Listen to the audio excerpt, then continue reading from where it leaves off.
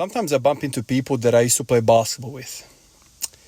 Funnily enough, recently I bumped into a guy that played at the same club as me, much better than me. He went to the States.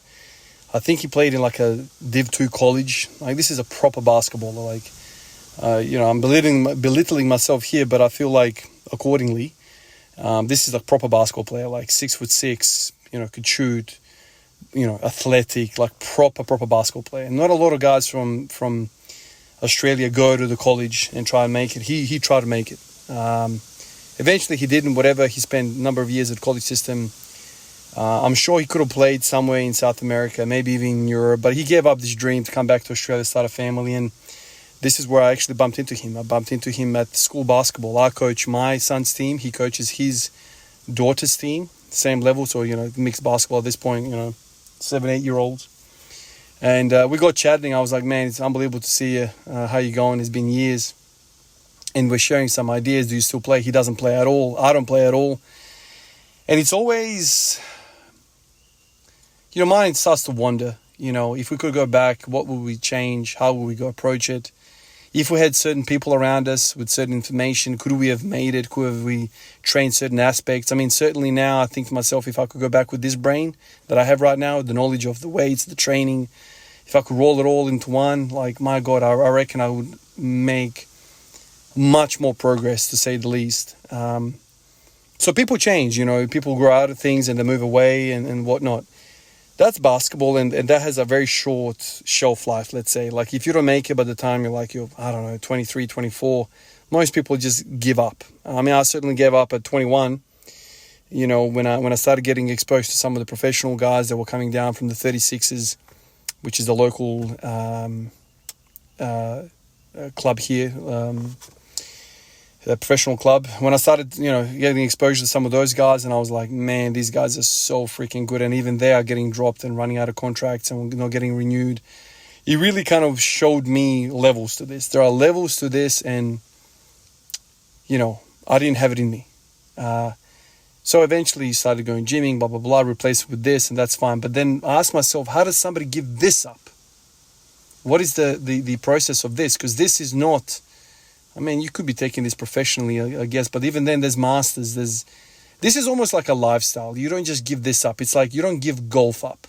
What stops a man from playing golf? Like, I've seen 80-year-olds play golf. It's like, I understand basketball could also be played, but basketball is, you got to run. There's athleticism. There's all sorts of stuff. Like, these athletic-based sports, you don't really do them well afterwards. I may be completely misconstruing everything, but... one of you guys commented something about, training pretty hard and then solidly and had goals. And then you started thinking about running. So you gave cold turkey, you stopped lifting weights altogether, started running, ran for a few months, and then you stopped that. And then since then you've done neither weightlifting or running. And you just completely stopped and got busy, bought a house, started renovating, all that normal stuff that everyone does. But I just think to myself, like, damn, like that to me is frightening to be once so closely connected to something, to completely get to this level where you are disconnected. You don't even think about it. It's not even your thing. Like, how does that happen? I know how it happens, but how does it happen? What are the processes involved? Like, does your mentality change? Do you give up? Do you just give up on some of these ideas? And this stuff gets me thinking. Like, when I saw that basketball player, it's a sad feeling. And when I read that comment, it was a sad feeling. Like, I wish these people just continued on. Because there's potential, there's hope.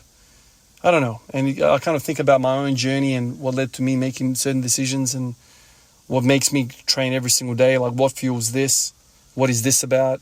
What if I continue playing basketball in another 5 years? Maybe I could have made it. Like, all these ideas, it just swirls in your head. And maybe because I didn't make my basketball dreams come true, I'm like latching onto this so hard. And I'm not even competitive with this, but like I'm kind of exhibiting some of these same emotions into my training. There's enthusiasm there. There's motivation there. There's hope there. And I feel like that's been my therapy after all these years of giving up my dream of pursuing professional basketball. That was a hard pill to swallow, and probably I'm still dealing with that to a certain extent.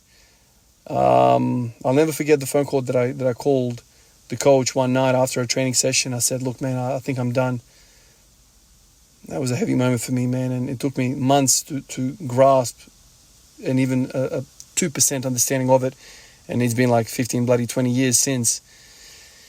And I'm kind of coping with certain things, like weightlifting has found an amazing spot for me, but man, I wasn't even that good.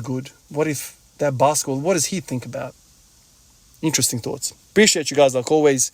These were my thoughts today. I'll catch you guys in the next one. Peace out.